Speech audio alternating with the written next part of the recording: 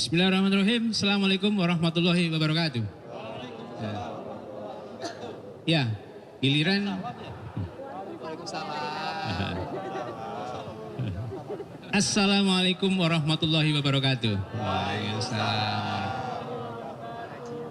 Dari pemohon satu, ya, mengawali penyampaian di siang hari ini, ada dua hal penting, ya, yang kami cermati dari pemeriksaan para ahli yang diajukan oleh pihak terkait. Pertama, kita simak apa reaksi Majelis Hakim Prof. Arief Hidayat ketika ada pendapat ahli yang menyatakan bahwa putusan Mahkamah Konstitusi itu seketika langsung harus dilaksanakan. Nah, Prof. Arief menyampaikan fakta, ya, kepada ahli Prof. Asrun, ya. Oh, yang kedua, Margarito Kamis. Kalau nggak Margarito Kamis, ke ahli sebelumnya, Prof. Asrun, ya. Oh, Prof. Asrun. Dari keterangan ahlinya 03 di sidang sebelumnya, Pak Putu Arte, ya, diterangkan bahwa ketika ada putusan mahkamah tentang penggunaan EKTP, pemohonnya Bang Refli waktu itu, ternyata KPU pada malam hari itu mengubah PKPU-nya sebelum melaksanakan membolehkan pemilih dengan menggunakan KTP. Itu terklarifikasi.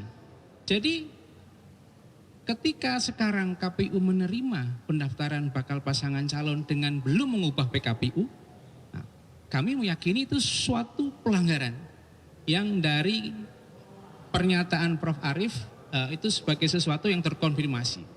Kemudian yang kedua, ketika para ahli menyatakan bahwa ini perselisihan hasil yang bukan menjadi kewenangan MK apabila manakala permohonan-pemohon berbicara soal pelanggaran-pelanggaran kualitatif. Satu kata kunci dari Prof. Saldi yang menyatakan bahwa lihat halaman 1940 tentang menimbangnya hakim terhadap persyaratan Pak Ma'ruf Amin. Kualitatif atau bukan? Dijawab tadi oleh lawyernya waktu lawan Ma'ruf Amin itu Bambang Wijoyanto. MK menyatakan itu ditimbang oleh mahkamah dan dinyatakan tidak terbukti.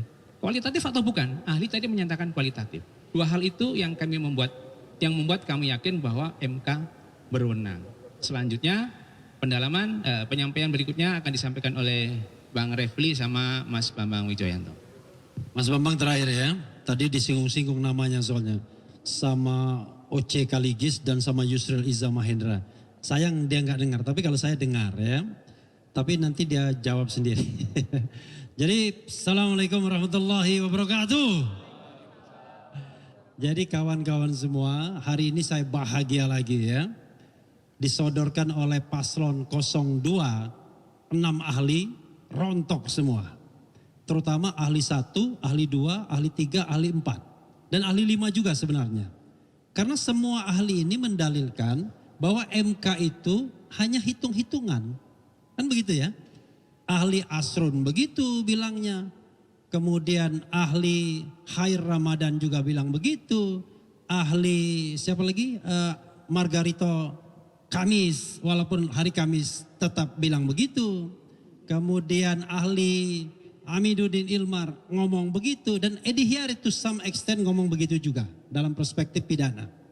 Yang terakhir memang tidak bicara begitu karena dia pemerintahan, ahli administrasi.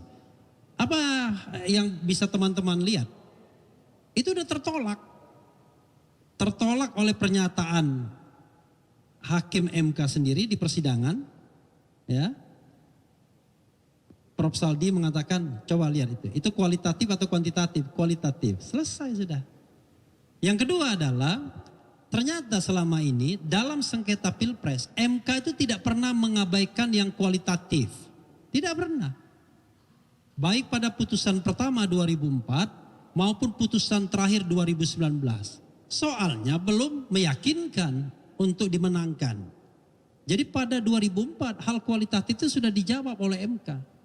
Jadi MK tidak terhalang untuk menyidangkan hal-hal yang sifatnya kualitatif kalau itu berkaitan dengan prinsip-prinsip pemilu yang luber dan jurdil. Pada 2019, MK menjawab komplain tentang Ma'ruf Amin yang sifatnya kualitatif. Makanya saya katakan dari 6 ahli ini sia-sia. Mudah-mudahan 6 ahli itu tidak dimarahi oleh paslon 02 ya. Karena ternyata tidak meyakinkan. Dan tidak meyakinkannya tadi terlihat kan dari lawyer-lawyernya nggak ada mention ahli. Ya kan? Yang di-mention cuma wah kami membuat dalil-dalil dan lain sebagainya. Jadi mentionnya hari pertama saja, tapi tidak yang current terakhir ini. Nah itu menunjukkan mereka sendiri nggak happy dengan keterangan ahli yang ada. Ya, nah mudah-mudahan ini pertanda baik. Apalagi tadi MK mengatakan ada putusan MK yang self-executing, tapi yang ada yang non self-executing. Jadi tidak semua putusan MK itu harus berlaku dengan sendirinya. Karena kalau dalam putusan yang terkait dengan penetapan, itu bukan putusan Gibran sesungguhnya, ini kan putusan yang sifatnya umum. Dan KPU sudah berusaha untuk mengubah peraturannya dengan cara menyelundupkan ke Dirjen Perundang-undangan, tapi ditolak sama Dirjen ketika diungkapkan oleh saksi kita. Karena itu mudah-mudahan perkembangan terakhir ini makin menguatkan kita dan MK kembali ke hitonya sebagai the guardian of the constitution, pengawal konstitusi. Amin. Wassalamualaikum warahmatullahi wabarakatuh. Terima kasih Heru. Ada beberapa hal yang menarik. Mari kita bicara konten, jangan bicara gimmick. Karena yang diperlukan adalah perdebatan gagasan dan membangun argumen. Dari seluruh saksi yang dihadirkan oleh 02 pada hari ini, cari seorang ahli yang dihadirkan 02 atau pihak terkait pada hari ini, tidak ada satupun ahli yang mengcounter ahli kami yang berkaitan dengan bantuan sosial. Karena ahli yang ditampilkannya sama sekali tidak ada. Nggak ada. Ahli kami 3 orang itu mengkonfirmasi bahwa bantuan sosial itu mempunyai dampak besar terhadap elektoral. Ada 3 untuk menjelaskan sekaligus refreshing. 1, bila dilacak bantuan sosial Januari 2023 dan Januari 2024, ada perbedaan 400%. Bantuan sosial Januari cuma 3 triliun, sementara bantuan Januari 2024 itu hampir 12 triliun lebih. Yang kedua, ada beras yang dibeli dengan alasan bantuan ad hoc karena El Nino, kebutuhannya cuma 600.000 ton. Tapi yang diimport itu 3 juta ton. Jadi lebih dari 500%. Dan dalam sepanjang sejarah menurut ahli Faisal Basri, harga beras pada saat itu harga beras tertinggi di Indonesia. Di atas 20.000 atau 20.000. Itu argumen yang kedua. Argumen yang ketiga yang juga tidak bisa di-counter sampai hari ini, kunjungan Pak Jokowi ke beberapa tempat terkonfirmasi berkaitan dengan bansos dan konsolidasi pejabat daerah. Nah mari saya memberi konteks karena tadi ada yang diplesetkan atau disesatkan soal kunjungan, soal penjabat daerah. Ini bagian yang kedua. Di Aceh benar banyak penjabat, tapi metode Pak Gubernur di sana atau penjabat kepala di sana itu dia mengintegrasikan muspida setempat. Jadi tidak satu-satu tuh. Ini yang saya dengar ya, berdasarkan beberapa informasi kok agak aneh di Aceh itu. Dan ternyata menggerakkan penjabat-penjabat di daerah itu tidak berhasil. Itu sebabnya penjabat gubernurnya dipecat. Itu yang terjadi. Mari kita bandingkan dengan DKI. DKI sampai saat ini tidak ada satu statement pun yang bisa mengcounter fakta yang kami ungkapkan di pengadilan bahwa penjabat DKI itu juga melakukan kecurangan dalam tanda petik karena memberikan bantuan sosial dengan goodie bag yang ada tanda calonnya. Jadi kami meyakini kalau saja penjabat di DKI itu tidak melakukan kegiatan-kegiatan yang melanggar, maka kemungkinan besar akan berbeda hasilnya. Itu contohnya. Nah, tidak pernah itu dibantah. Bansos di depan istana tidak pernah ada yang bantah. Jadi kalau dari dua hal ini saja, maka terkonfirmasi dalil kami nomor 1, nomor 4, 5, 6, 7. Jadi sekarang kita main dalil, jangan lapangan sepak bola digeser ke sini gitu kan. Karena ada orang yang nggak paham soal konstitusi terus geser-geser main sepak bola ada 10-0, 20-0. Udahlah, jangan bikin gimmick-gimmick itu iya. Itu kekanak-kanakan banget. Oke, sekarang saya ngomong ahli. Tadi Refli sudah. Ini biar untuk gimmick ini yang dia ahli. Mari kita lihat ahli. Teman-teman coba lihat ya. Ahli pertama sampai keempat lucu-lucu. Ahlinya lucu-lucu. Pak Margarito yang pertama, Pak Asrun ditegur, saya menggunakan istilah ditegur, karena berbagai argumen yang dikemukakannya itu old fashion argumen yang sudah rejected, yang udah gak kepake. Dan yang mulia Hakim Arief itu menjelaskan itu. Begitupun Pak Margarito lebih ngeri lagi.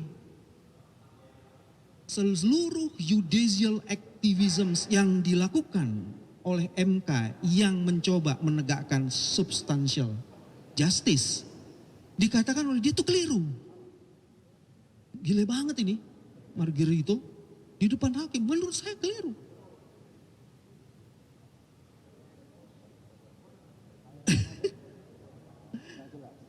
Khair Ramadan itu juga seperti itu. Dia banyak mengutip macam-macam, terus kemudian di-challenge oleh yang mulia Hakim Asrul Sani, berantakan juga. Jadi kalau saya lihat tadi gestur hakim, jarang sekali hakim bertanya dan mereka mempertanyakan seluruh argumen dari 4 ahli awal itu, dan semuanya tuh kemudian udah baca belum sih putusan Mahkamah Konstitusi. Jadi terima kasih 02, Anda telah memberikan saksi-saksi yang menguntungkan kami, dahsyat luar biasa. Terima kasih, luar biasa. Nah, yang menarik adalah saksi yang terakhir, serta ahli, maaf. Memang pantasnya saksi bukan ahli sih. Ahli yang terakhir ya. Yang terakhir itu berarti sebelum break. Beliau tidak bisa membantah sebenarnya politik kekuasaan patron klien yang bekerja dalam sistem politik kita. Yang dijawab itu hanya persoalan hukumnya. Kalau kekuasaan seperti sekarang ini, yang sebagian orang menyebutnya kerajaan, maka titah itu menjadi hukum. Dan itu tidak berhasil dijelaskan. Dan ketika ditelisik dengan putusan-putusan nomor 67, nomor 50, nomor 15 tentang MK, dan kita membandingkan bahwa peraturan pelaksana itu harus menginduk pada tata cara pembuatan undang-undang, dia juga tidak bisa jawab, dia bilang itu bukan kompetensi kami. Yes, pengisian penjabat juga bermasalah. Jadi menurut kami hari ini, alhamdulillah 4 ahli yang diajukan menarik bagi kami. Saya nggak mau sebutnya terlalu lucu, cuman ya sudah kayak begitu. Tapi kami terhibur benar karena banyak pernyataan-pernyataan yang sebenarnya menguntungkan dan mengkonfirmasi dalil. Dan ini dikonfirmasi lagi, tadi siaran pers awal atau press conference awal menyentuh ahli nggak? Nggak ada kan? Nggak ada. Karena saya lihat gestur mukanya sendiri bersungut-sungut itu. Sementara coba lihat teman-teman nih, gesturnya para hakim itu juga ngelihat, saling berbisik-bisik ngelihat, terus ketawa-ketawa, ada yang geleng-geleng kepala. Kalau saya geleng-gelengnya dari tadi tuh, ini gila nih. Keren banget nih, keren. Keren bagi kepentingan kita. Saya mau berhenti sampai situ. Terus yang lainnya adalah, saya nggak tahu, saya mengambil sikap untuk menegakkan integritas, sehingga saya menyerahkan pada teman-teman terhadap kesaksian sahabat saya sebenarnya, Profesor Edi. Saya tidak mau berdebat terlalu dalam, tapi saya tahu justru bukan Edi yang marah-marah, penjaganya Edi yang marah-marah. Ada OC Kaligis lah, ada Yusril lah, ada macam-macam. Saya bilang ya itulah agak kekanak-kanakan, tapi ya sudah, orang tua yang kekanak-kanakan banyak. Boleh tua tapi belum dewasa ya, kayak gitu contohnya. Saya mau berhenti sampai situ. Terima kasih. Assalamualaikum warahmatullahi wabarakatuh. Waalaikumsalam. Jadi standing kami tadi nggak bertanya kepada Prof. Edi karena toleransi dengan Pak Bambang yang keberatan. Dan yang penting karena ternyata kehadirannya belum ada izin. Jadi secara formal masih belum sah. Nanti kalau ketika kami menanyakan hal-hal yang belum sah standingnya di soal mengakui gitu ya. Kalau ada pertanyaan silakan, kalau cukup ya. Baik ya, terima kasih. Assalamualaikum warahmatullahi wabarakatuh.